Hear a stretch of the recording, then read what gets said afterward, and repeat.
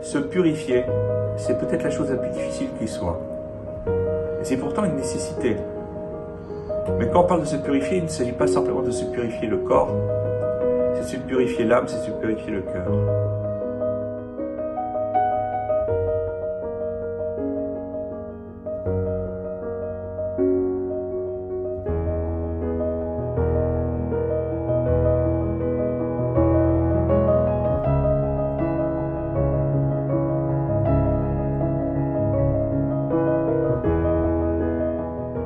La Mishnah dans Megillah nous enseigne que, à partir de Rosh Chodesh Adar, on lit 4 parashiot, 4 textes spécifiques dans les Shabbatot qui précèdent Pessah.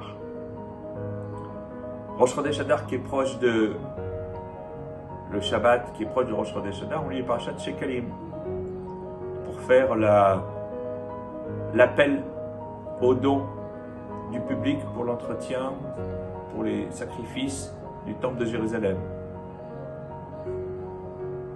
Le Shabbat d'après, le Shabbat qui précède Purim, on va lire Zachor, pour nous dire souviens-toi d'Amalek.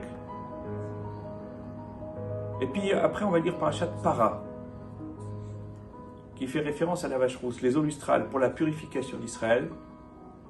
Et enfin, juste avant Rosh Chodesh Nissan, Achodesh Azelachem, ce mois est pour vous le premier des mois. Le Yerushalmi, le Talmud de Jérusalem, pose la question, qui est posée d'ailleurs par tous nos maîtres. N'eût-il pas été plus logique de lire d'abord Achodesh Azelachem, ce mois est pour vous le premier des mois, et ensuite Para? Or, dans la chronologie, on a édifié le Mishkan le premier Nissan, le tabernacle, et on a brûlé la première vache rousse de l'histoire dans le désert, le 2 Nissan.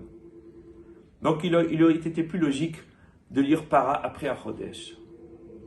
L'idée qui nous est donnée, la réponse qui nous est donnée est la suivante.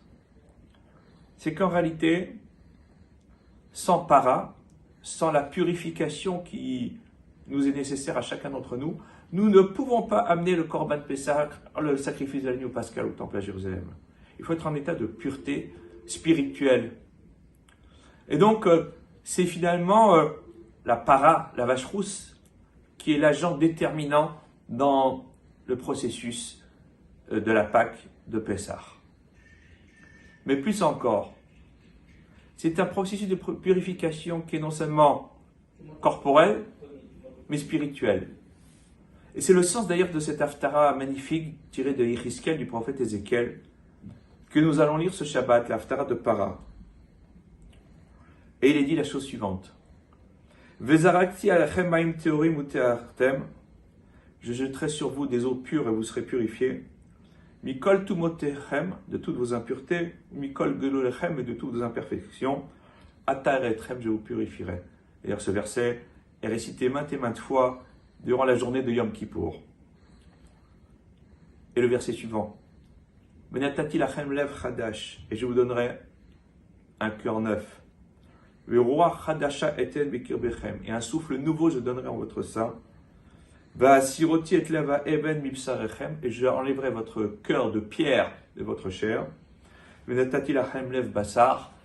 je vous donnerai un cœur de chair. Et c'est là tout le programme de la Torah.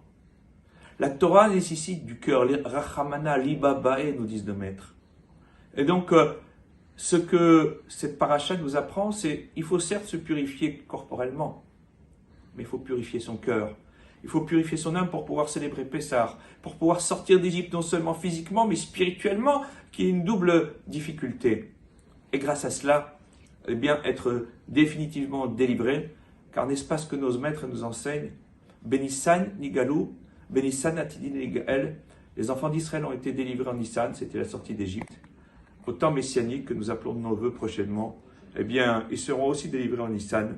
Mais pour cela, il faut donner un cœur nouveau, un souffle nouveau à notre âme et à notre vie. Nous plonger dans la Torah avec un cœur de chair et grâce à cela, mériter la bénédiction divine. Shabbat Shalom.